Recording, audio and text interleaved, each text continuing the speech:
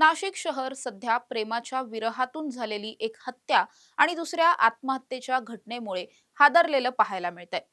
3 वर्षांपासूनचं असलेलं प्रेम, गरिबीवर मात करण्यासाठी म्हणून सुरू केलेला व्यवसाय, नंतर व्यवसायात झालेला मोठं आर्थिक नुकसान आणि त्याचबरोबर त्या पाठोपाठ झालेलं ब्रेकअप, या सगळ्यामुळे नैराश्याच्या गर्तेत अडकलेल्या एका तरुणानं सुरुवातीला स्वतःच्याच गर्लफ्रेंडचा जीव घेतला आणि नंतर स्वतः सुद्धा आत्महत्या केली.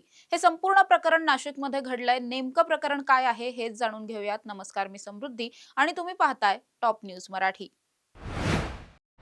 काळजाचा थरकाप उडवणारी ही संपूर्ण घटना नाशिकच्या इंदिरानगर भागात घडली आहे. मात्र या सगळ्याची सुरुवात कुठे झाली तर ती थेट पुण्यामध्ये झाली होती. 3 वर्षांपूर्वी साहिल आणि वैष्णवी या दोघांची सुद्धा पुण्यामध्ये एकमेकांसोबत ओळख झाली. त्यावेळेस साहिल हा पुण्यामध्ये नोकरीच्या निमित्तानं आलेला होता. या दोघांची सुरुवातीला ओळख झाली, त्यानंतर मैत्रीचं रूपांतर प्रेमात झालं आणि त्यावेळेस जेव्हा हे दोघं एकमेकांना समजून घेत होते, जाणून घेत होते, त्यावेळेस दोघांच्याही असं लक्षात आलं की दोघांमध्ये काही गोष्टींचं साम्य होतं. दोघांच्याही घरची परिस्थिती प्रचंड हालाखीची होती.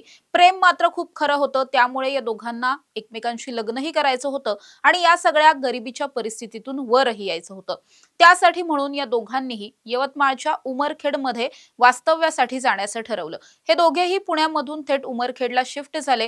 गेल्या 2-2.5 वर्षांपासून याच ठिकाणी साहिल आणि वैष्णवी हे दोघेही लिव्ह इन रिलेशनशिप मध्ये राहत होते. या दोघांनीही एक घर छोटंसं भाड्याने घेतलेलं होतं.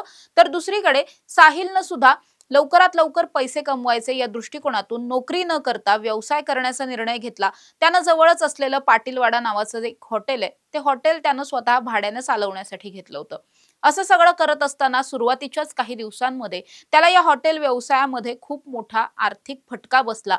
त्यामुळे तो मुळातच आर्थिक नुकसानही सहन करत होता. त्या सगळ्या विवंचनेमध्ये होता, टेन्शनमध्ये होता. दरम्यानच्या काळामध्ये असं झालं की अनेक दिवस गेल्याच्या नंतर सुद्धा आर्थिक परिस्थिती काही केल्या सुधारण्याचं नाव घेत नव्हती आणि या सगळ्या टेन्शन मधून वैष्णवीनं साहिलची साथ सोडण्याचा निर्णय घेतला. गेल्या महिनाभरापासून वैष्णवी ही उमरखेड मधून नाशिकला शिफ्ट झालेली होती. तिथे ती तिच्या काही मैत्रिणींसोबत पीजी वरती राहत होती आणि ज्या वेळेस मुळातच आर्थिक नुकसान इतकं झालेलं असताना दुसरीकडे अगदी आपलं खरं प्रेम आपल्याला सोडून गेलं, याचं एक टेन्शन सतत साहिलच्या डोक्यामध्ये होतं. गेल्या महिनाभरापासून तो सततचे प्रयत्न करत होता की काहीही करून वैष्णवीनं परत त्याच्या जवळ यावं. मात्र वैष्णवी त्याच्याकडे जायला तयार नव्हती. दुसरीकडे वैष्णवीची जर फॅमिली बॅकग्राऊंड आपण समजून घ्यायला गेलो तर ती सुद्धा अतिशय गरीब घरातून येते. तिला आई वडील नाहीयेत. आई वडील लहानपणीच वारल्यामुळे तिच्या आजी आजोबांनी तिचा सांभाळ केलेला होता आणि गेल्या अनेक दिवसांपासून हे जे काही तिच्या आयुष्यात सुरू होतं, त्यानंतर तिच्या आजी आजोबांच्या थ्रू तिला एक स्थळही पाहिलेलं होतं. तिथे तिची बोलणी सुरू होती.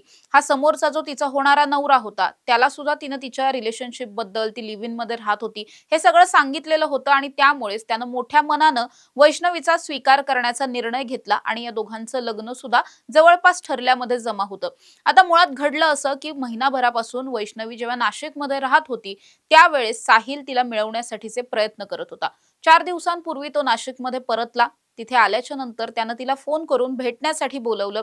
सुरुवातीला वैष्णवीनं खूप टाळाटाळ केली होती, मात्र एका ठिकाणी त्या दोघांचीही भेट झाली. त्यावेळेस वैष्णवीची एक मैत्रीण सुद्धा तिथे तिच्या सोबत होती.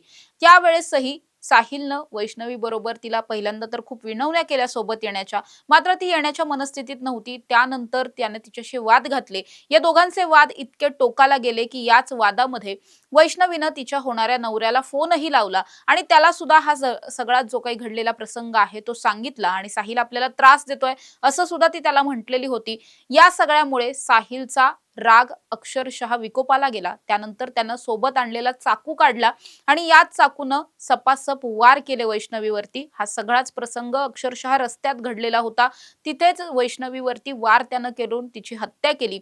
हा सगळा प्रसंग तिच्या मैत्रिणीनं पाहिलेला होता. ती स्वतःचा जीव वाचवून तिथून पळाली. त्यानंतर आपल्या मैत्रिणीला वाचवण्यासाठीचे म्हणून प्रयत्न तिच्याकडून सुरू झाले. पोलिसांना कळवलं गेलं आणि दरम्यानच्या काळामध्ये हा जो साहिल आहे तो घटनास्थळावरून पसार झाला. सगळ्यांना असं वाटलेलं होतं की तो कुठेतरी जाऊन मे बी लपेल किंवा मग शहर सोडून पळून जाईल.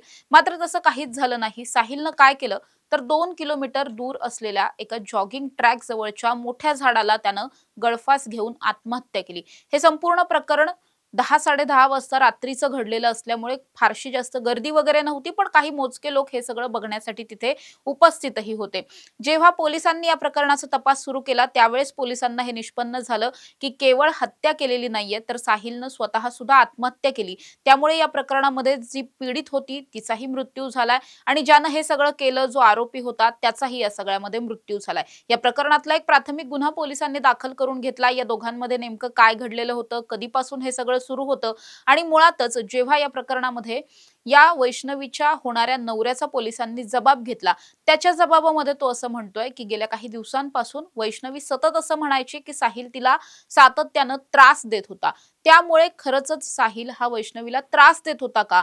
की केवळ त्याचं खरं प्रेम होतं आणि आपली गर्लफ्रेंड परत यावी म्हणून त्याचे हे सगळे प्रयत्न होते. या सगळ्याचा तपास आता पोलिसांकडून केला जाणार आहे. मात्र या सगळ्या घटनेमुळे संपूर्ण नाशिक शहर हादरलेलं पाहायला मिळतंय. कायदा आणि सुव्यवस्थेवरती प्रश्नचिन्ह निर्माण केली जातात. त्यामुळे पोलीस आता ही सगळी परिस्थिती नियंत्रणात आणण्यासाठी नेमकं काय-काय करतायत हे देखील पाहणं तितकंच महत्त्वाचं असणार आहे. अशा ताज्या आणि महत्त्वाच्या बातम्यांसाठी तुम्ही पाहत राहा टॉप न्यूज मराठी. आपला महाराष्ट्र, आपली बातमी.